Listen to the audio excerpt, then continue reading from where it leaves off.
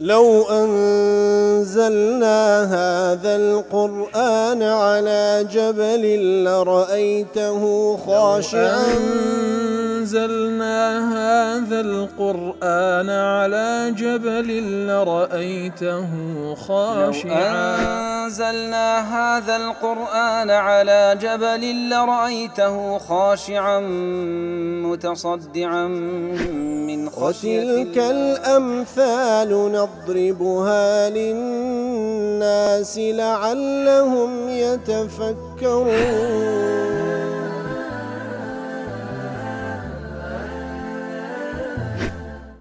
الحمد لله والصلاة والسلام على رسول الله وعلى آله وصحبه ومن والاه. السلام عليكم ورحمة الله. برزان خوش حالم لواني 1449 لوانا كاين تفسير قرآني بيروز بيم وخزمتان بس رزامندي رب العالمين وهي ودان ايوي ازي السودي لول بقرن. أعوذ بالله من الشيطان الرجيم. بسم الله الرحمن الرحيم. والذين يدعون من دون الله لا يخلقون شيئا وهم يخلقون. بەڵێ دیارە مناسبەی ئەو ئاەتە لەگەڵ ئاتەکان پێشووتر وەکو بیقاعی دەڵێ لە ئاەتەکان پێشووتر رب العالمین ئەو پەڕی قودرەت و ئەو پەڕی عیلم و هەروها خالیقێتی لە بۆ خۆی بڕیاردە بە بەڵگەوە. اینجا لێرەدا لەو ئاەتە و لە چەند ئاەتێکی تریش خۆی گەورە سوبحانەهو وتعالە بەڵگەی دەینەوە لەسەرەوەی کەوە ئەوانەی کە لە غەیری ئەڵڵا تەعالا دەپەرسترێن پەرستنیان باتیلە لەبەرەوەی هیچ صفاتێکی ڕبوبیەت و پەروەردگارێتیان تێدا نییە.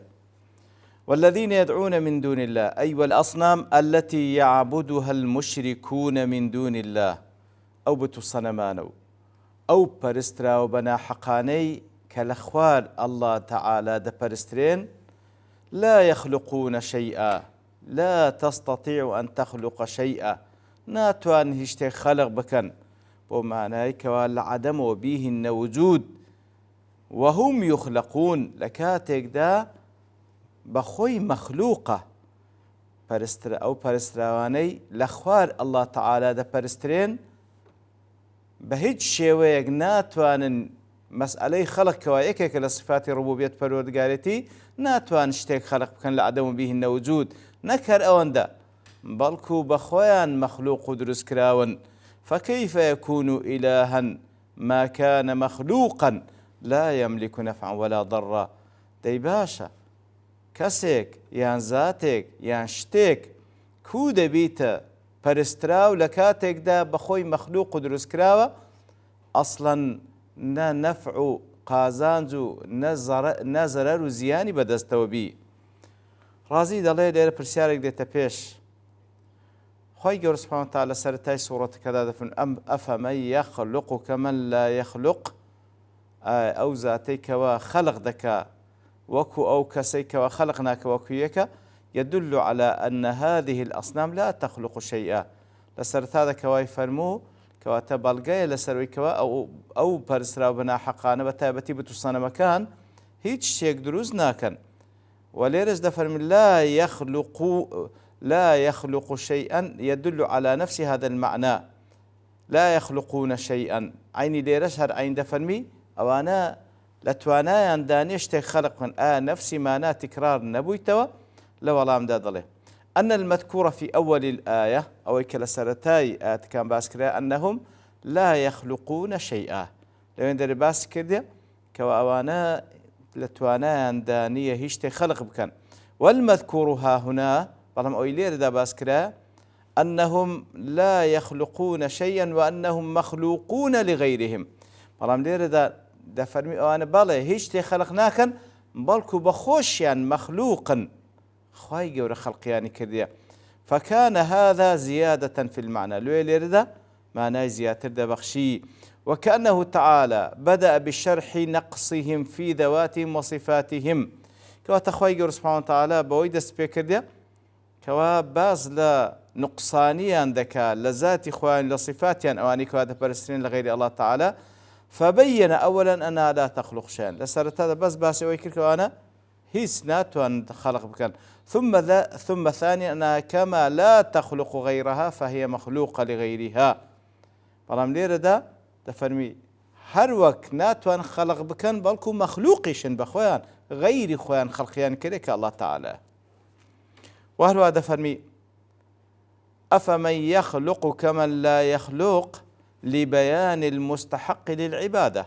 لەوێن دەرێ باسی لەوە کرد کە چێ شایانی پەرستنی هەیە، ئەو زاتەی کەوا توانای خەڵقی هەیە یاخود ئەوانەی کەوا ناتوان خەڵق بکەن چێ شایانی ئەوەی هەیە کە بپەرسترێ.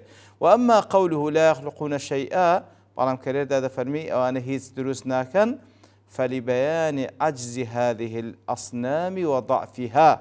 لێرەدا زیاتر باسی بێدەسەڵاتی و نوقسانی ئەو پەرستراوە بە ناحەقانە دەکات. ئەبی سعود دەڵێ شروع في تحقيق كون الأصنام بمعزل من استحقاق العبادة. كوات لێرەدا دەستپێکی ئەوەیە کەوا باز لە پەرستراوە بە ناحەقەکان دەکات بە تایبەتی بت و سەنەمەکان کەوا ئەوانە بە هیچ شێوەیەک شانی پەرستنیان نییە وتوضيحه بشويق روين دكاتو بحيث لا يبقى فيه شائبة ريب بتعديد أوصافها وأحوالها المنافية لذلك منافاة ظاهرة. بشويق روين دكاتو بابتي كواهيد شكو قمان لوي نمينة لكاتك أهم الصفاتين نقصاني أوان باز دكاتن لوي كوا أوان زور دورن لوي كوا ببرسترين. وتلك الأحوال وإن كانت غنية عن البيان لكنها شرحت للتنبيه على كمال حماقة عبدتها. إديخو واضحة فرسرابنا حقا فعلا صفات الربوبية تيدانية وخلشيش همي أو دزان اللوسي باز ذكري لبو آقادار كرنوي لوي كوا أوي كوا أو فرسرابنا حقا دا برستي چەندە گەمژەیە وأنهم لا يعرفون ذلك إلا بالتصريح.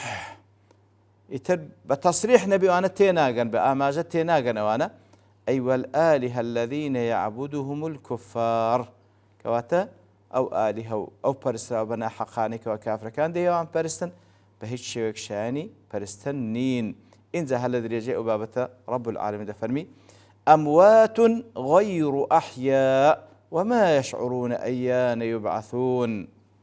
إتر وكو بقاعدة لما كان من المخلوقات الميت والحي لنا مخلوقات كانش زندي ومرديه وكان الميت أبعد شيء عن صفة الإلهي.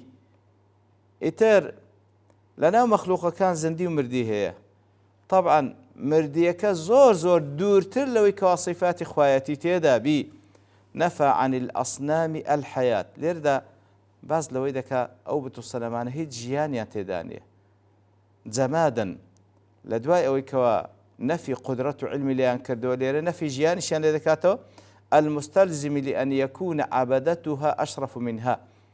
إتر أو كساني كوا أو بتو السلمان دا برسن بخويان باشترن لبي كواتا لكاتك دا كبخوي صفتي زندياتي زياتر تيدا لو بتو سنة مردياني كدایان پرستی او بلگه لسر چی؟ بلگه لسر وی کوا براستی پرستنی او پرستراو بنا حقانه او پری حماقة گمجية. أموات غير أحياء أي الأصنام التي يعبدها المشركون جمادات لا أرواح فيها. أبو الصنمان كوا مشركة كان ديان برستن جمادا روح جيانيا تيدانية فلا تسمع ولا تبصر ولا تعقل شيئا. ندى بيستي ندى بيني نا درچي درك بشتيك دكا فكيف تتخذ هذه آلهة. تباشا وانا بس الشيويك ببرسترا وقبول ذكرين. أموات غير أحياء وانا مردين بهي الشيويك زندينين وما يشعرون أيان يبعثون أي وما تدري هذه الأصنام متى يبعثها الله أو بتصنمانا بهي الشويك نازان تكاتك الله تعالى زنديان دكاتوا فكيف يرتجى عند هذه نفع أو ثواب وجزاء.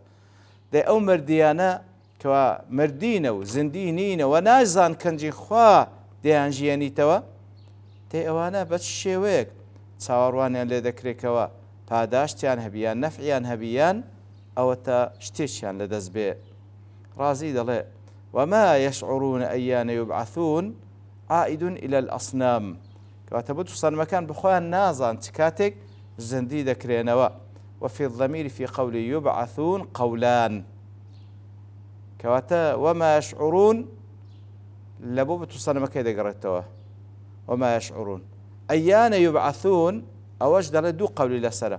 أحدهما أنه عائد إلى العابدين للأصنام هەندێک دەڵێن أيان يبعثون يبعثونەکە ضميرەکە دەگەڕێتەوە لەبۆ ئەوانەی کە بت و سەنمەکان دەپرسن يعني چی لێدێ يعني أن الأصنام لا يشعرون متى تبعث عبدتهم کەواتە بت و سەنەمەکان نازانن ئەو خەڵکەی کە ئەوان دەپەرستن کاتێک کە دەمن کەنجی زندی دەکرێنەوە. وفيه تهكم بالمشركين وأن آلهتهم لا يعلمون وقت بعثهم کەواتە لێردا سەرزانشکردنی مشریکەکانە پەرستراوبەنە حەقیقیان نازانن ئەوانە کە مردن کەنجی زندی دەکرێنەوە. فكيف يكون لهم وقت جزاء منهم على عبادتهم نازان کەنجین زندی دەکرێنەوە دەیکەنجین پاداشیان دەنەوە لەسەر ئەو عیبادەتەی کە لە بۆیان کردی. والثاني أنه عائد إلى الأصنام يعني أن هذه الأصنام لا تعرف متى يبعث الله تعالى بۆ شێوەش لێک درێتەوە بت و سەنەمەکان نازان بەخۆیان کەنجین زندی دەکرێنەوە. شێواز یەکەمیش بت و سەنەمەکان نازان پەرستراوەکە یعنیوانی کە دەیان پەرستن کەنجین زندی دەکرێنەوە. وقيل المعنى وما يدري الكفار متى يبعثون بۆ شێوەش لێک درێتەوە کافرەکان نازان کەنجی زندی دەکرێنەوە. لە خازنی دەڵێ فيه دليل على أن الأصنام تجعل فيها الحياة کەواتە ئاتە بەڵگەیە لەسەرەوەیکەوە ئەو بت و سەنەمانە ڕۆژێک لە ڕۆژان ژیانیان پێدەبەخشرێ. وتبعث يوم القيامة ڕۆژی قیامەتێش زندی دەکرێنەوە حتى تتبرأ من عابديها زنديش دەکرێنەوە ڕۆژ قیامەتە و تەبەڕا لەو کەسانە بکەن کە ئەوانیان پەرستیە. وذلك على اعتبار أن قول وما يشعرون يعني به هذه الأصنام کەواتە ئەو بت و سەنەمانە نازان کەنج زندی دەکرێنەوە ئەو بەڵگەی لەسەرکەوە ژیانیان پێدەبەخشرێ و زندیش دەکرێنەوە تاکو تەبەڕا بکەن لەو کەسانی کە ئەوانیان پەرستیە. قرطبي دەڵێ وقيل إنما عبر عنها كما عبر عن الآدميين وما يشعرون كباز لبت و سەنەمەکانە خی گەور بە شێوەیەک تعبیریان لێ دەکا وەکو بڵێ تعبیر لە ئادەمیەکان بکە لأنهم زعموا أنها تعقل عنهم وتعلم وتشفع لهم عند الله فجرى خطاب على ذلك کەواتە کە خی گەورە باسییان دەکا وەکو بڵێ باسی ئادەمیان دەکا ئەوە لەسەر اعتقادی با بڵێ مشریکەکان کە ئەوان وایان دەزانی ئەو بت و سەنەمانە ئاگیان لەوانە ئاگیان لێیانە و شەفاعەتیان لێ دەکەن لای الله تعالی ئیتر بەو شێوەیە خی گەورە خطابیان لەگەڵ دەکات لەسەر اعتقادی خۆیان. وما يشعرون أيان يبعثون إن زاد فرمي إلهكم إله واحد فالذين لا يؤمنون بالآخرة قلوبهم منكرة وهم مستكبرون.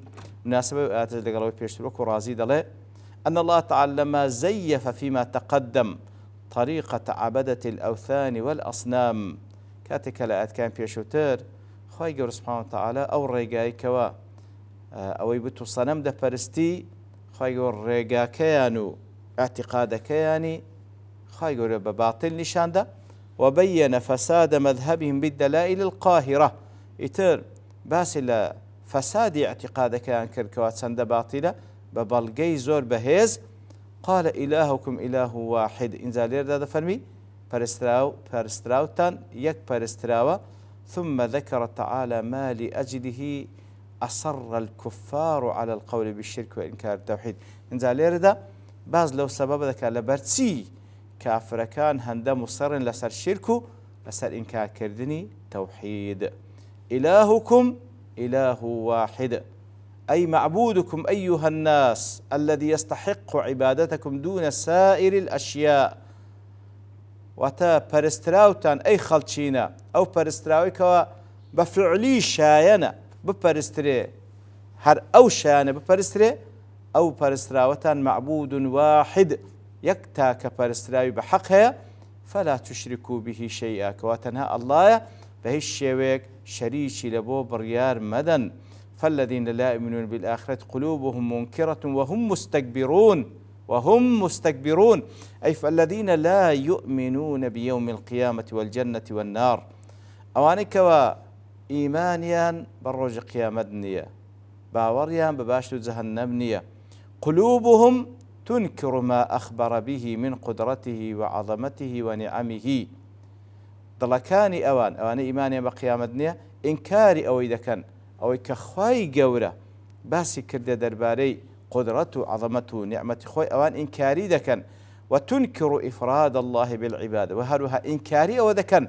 كوا الله تعالى شان فرستني هبي وأن الألوهية لا تصلح لغيره إنكاري أو ذكن كوا فرستراويتي تنها لبو الله تعالى بي وهم ممتنعون كبرا عن قبول الحق والانقياد له يتر أوان بتكبروا لروانجي تكبروا إنكاري أو إذا كان كوا أو حقي قبول بكانوا ملكاز بن لبوي ديارو آتشتي ترجماتي دباس بكين بلام لبرتوابوني كات دوستين بابشتواني الله تعالى واني داتو دينو خزمتي وصلى الله وسلم على نبينا محمد وعلى آله وصحبه أجمعين وآخر دعوانا الحمد لله رب العالمين. لو أنزلنا هذا القرآن على جبل لرأيته خاشعا أنزلنا هذا القرآن على جبل لرأيته خاشعا أنزلنا هذا القرآن على جبل لرأيته خاشعا متصدعا من خشية الله. وتلك الأمثال نضربها للناس لعلهم يتفكرون.